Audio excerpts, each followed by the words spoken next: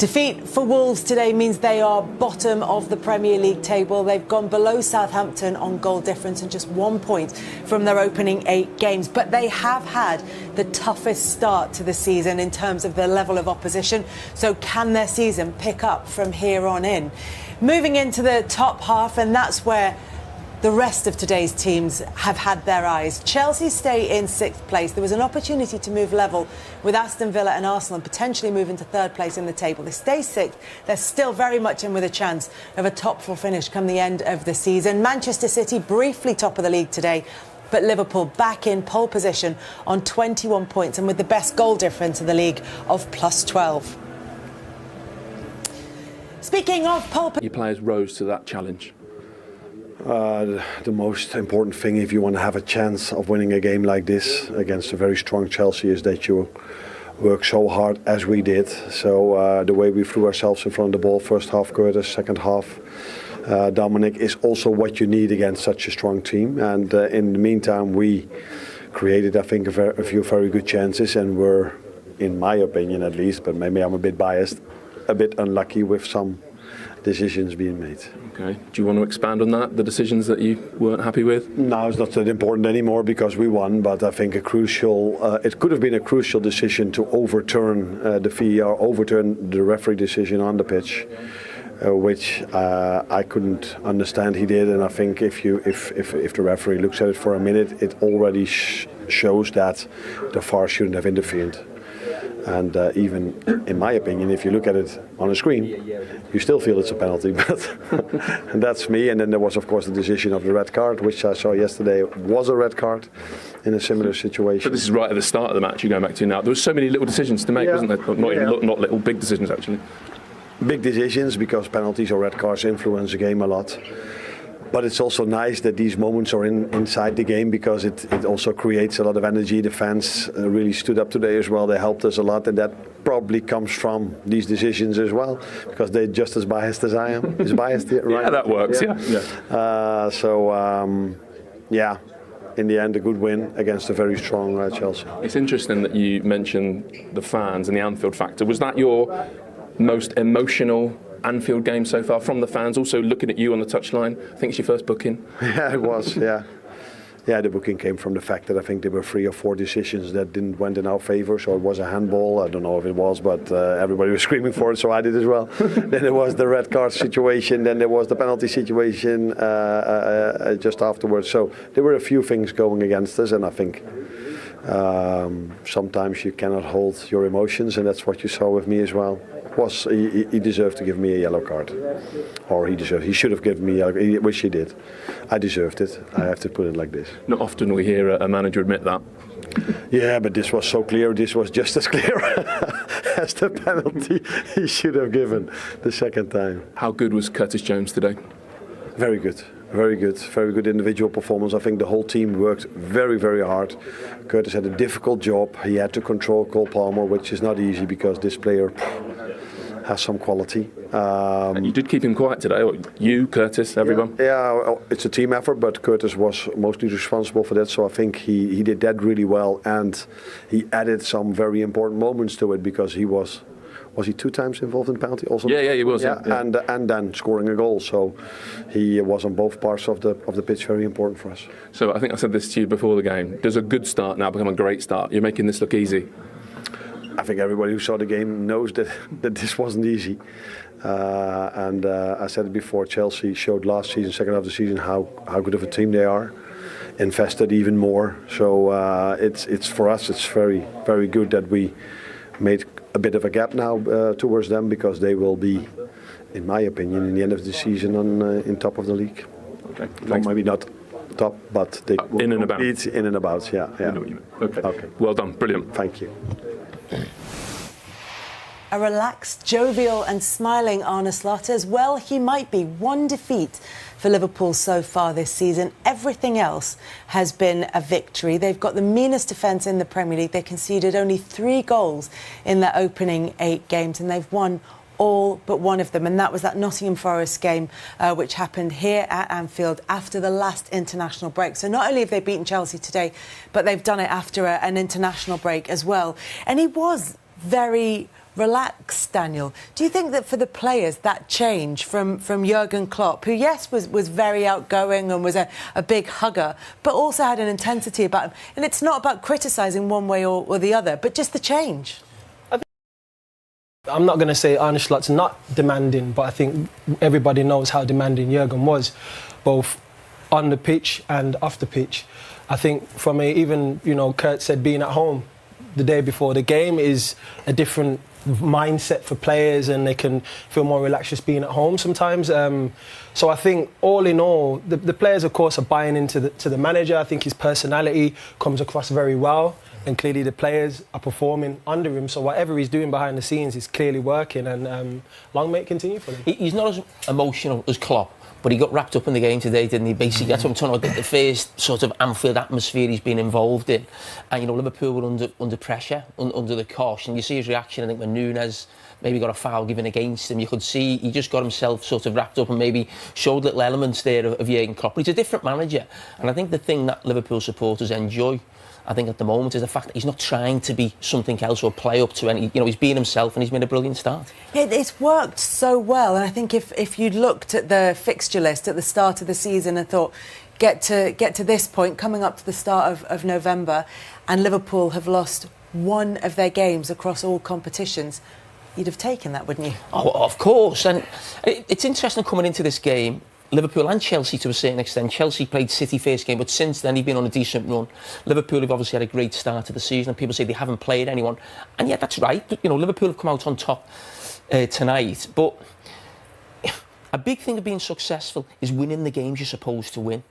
That takes you a long way in a football season. Now, you look at Man City last season, they didn't beat Liverpool or Arsenal. They still won the league because they won the games they were supposed to win. So if you do that, whether you're Chelsea, Liverpool or anybody else, you're going to have a very good season. It becomes a great season then if you start taking points off, of your rivals.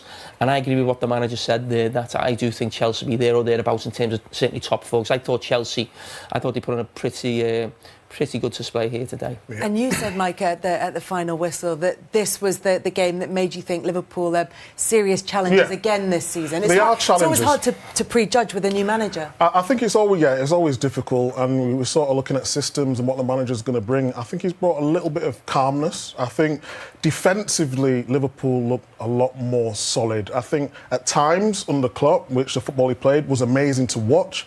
But as a defender, sometimes playing in that system could be exposed a little bit. I think the timing in which the defenders drop back and push up is a lot more balanced. And I think, you've always got players at the top of the pitch who can win you games. So it's what you can do defensively. And that's why I believe the challenge is this season.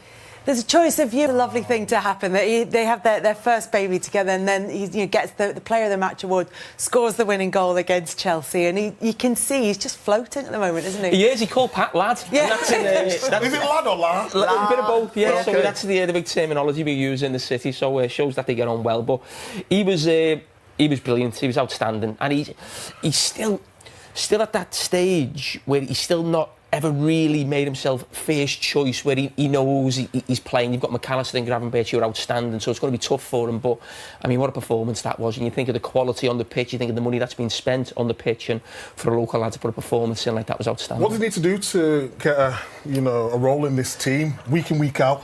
I think he's got to keep playing like that, at the highest level. He's up against, as I said, two top players in there, but he's going to get plenty of games. Liverpool will play 50, 60 games every season.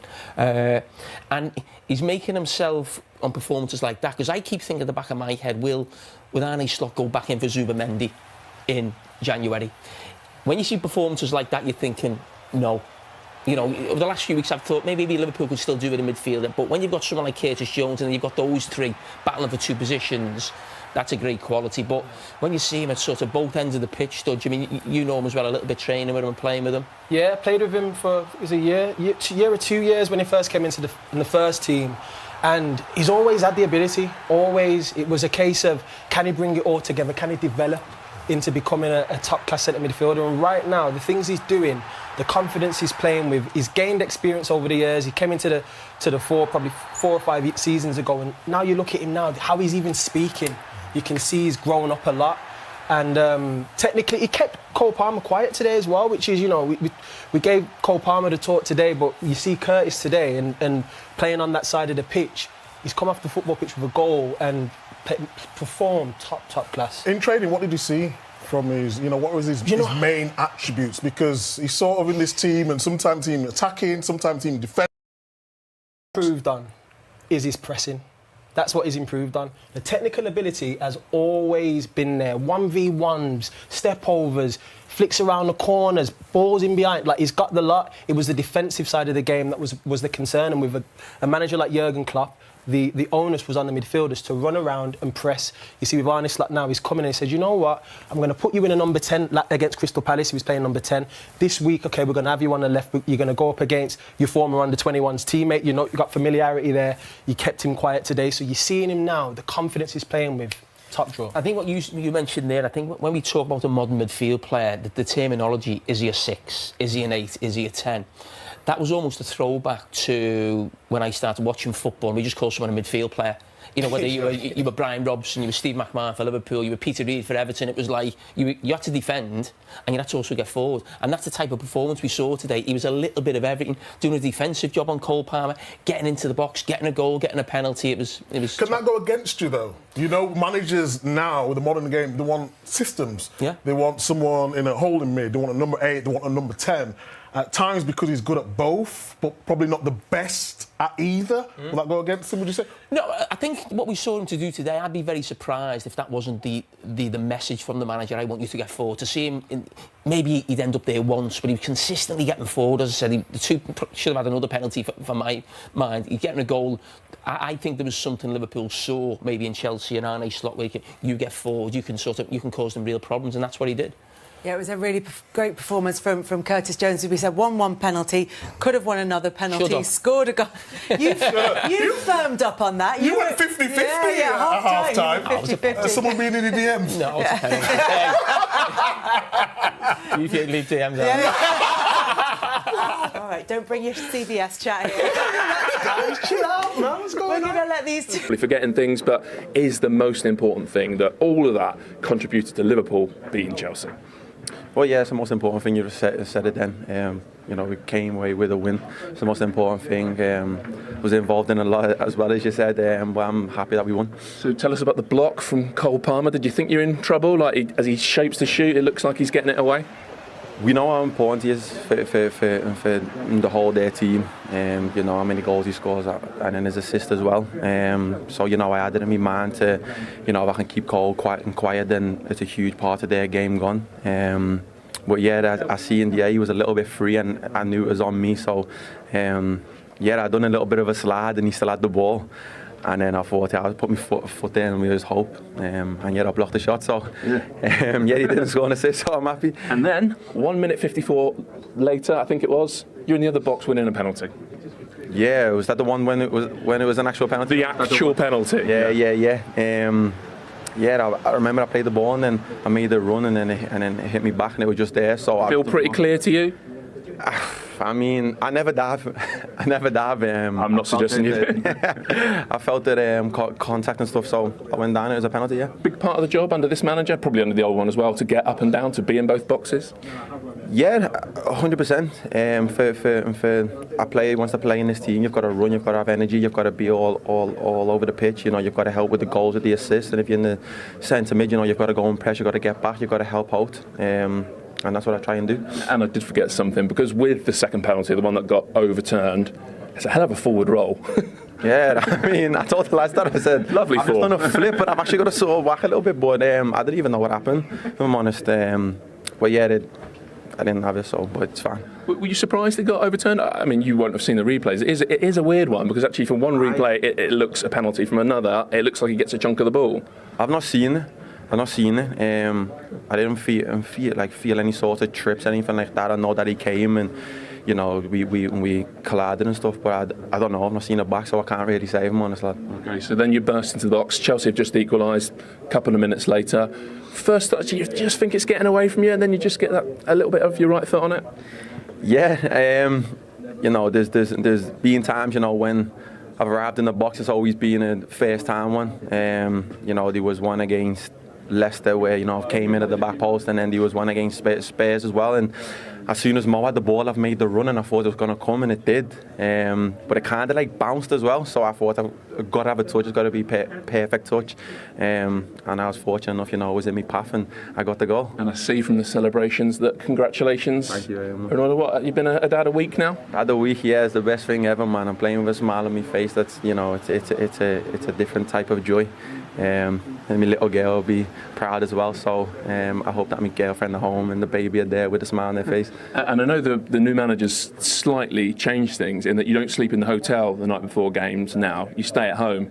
I'm guessing it was a spare room last night. Yeah, for sure. I was in a spare room, but at the same time, she's a little dream as well, she's just away, she just wants to feed and change it, and then she's back asleep. So, I could have stayed in the main room, I would have been fine, but I just thought, it's wise that I stay in the spare room, and I was wide awake and I had energy. I tell you what, you're making the rest of us look bad. Dads shouldn't have that much energy, especially new ones. I'm sorry, dads around the world. Well played, mate. Player of the match. Well. Here's a more persuasive and engaging rewrite in English. Liverpool triumphs over Chelsea in stellar Premier League performance. In a commanding display, Liverpool secured a 2-1 victory against Chelsea at Anfield during the 8th round of the Premier League. Mohamed Salah opened the scoring for the Reds in the first half, while Nicholas Jackson equalised for the Blues in the second. However, Curtis Jones, who had an outstanding match, sealed the win for the home side. With this victory, Arne Slot's team jumped back to the top of the table with 21 points, surpassing Manchester City, who had earlier triumphed in a thrilling comeback against Wolverhampton. Meanwhile, Enzo Maresca's men missed the chance to break into the top 4, remaining in 6th place. Eyes match highlights. The first half showcased Liverpool's absolute dominance. Curtis Jones was brought down by Levi Colwill in the 26th minute, leading to a penalty. Salah confidently stepped up, sending Robert Sanchez the wrong way to put the Reds ahead. Moments later, Salah turned provider with a cross for Gakpo, but the goal was disallowed for offside. Another penalty was awarded for a foul on Jones, but referee John Brooks reversed his decision after consulting VAR. However, the early second half brought unexpected drama as Chelsea levelled the match just 3 minutes in. Nicholas Jackson received a brilliant pass from Caicedo, expertly manoeuvred past Carragher, and slotted the ball into the bottom right corner. Initially ruled offside, the semi-automated offside technology revealed that Jackson was onside, and the goal stood. Despite conceding, Arne Slot's side quickly regrouped and regained the lead just 3 minutes later. Salah and Jones combined brilliantly once again. Salah delivered a perfect cross from the right flank, allowing Jones to stretch, control the ball, and finish past Sanchez, restoring Liverpool's advantage and solidifying their position at the top of the Premier League table.